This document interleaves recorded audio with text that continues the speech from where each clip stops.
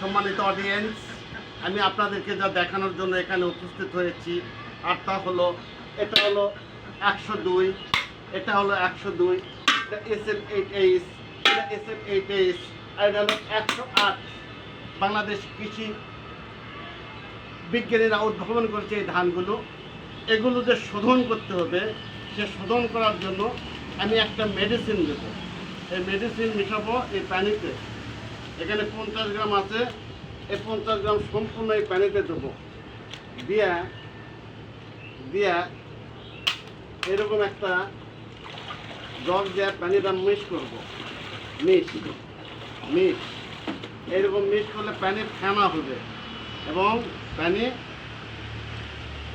বীজ শোধনের জন্য করে পানির প্রস্তুত করা হবে। করার পরে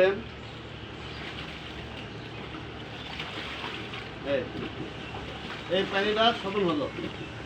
এই শোধন হওয়ার পরে এই পানিটা কি করতে হবে, এইভাবে আস্তে আস্তে বীজত দিতে হবে। এইভাবে বীজত দেওয়ার পরে এই বীজটা 4 থেকে 5 ঘন্টা এই পানি ধোয়া হবে। তারপরে নতুন করে টিউবওয়েল ঝুঁকে গরম পানি দিয়ে সেই বীজের পানি আবার ধুয়ে দিতে হবে। তবেই বীজ শোধন হবে এবং বীজ পরিপক্ক এবং রোগমুক্ত হবে। সবাইকে ধন্যবাদ। প্লিজ কমেন্টস করবেন।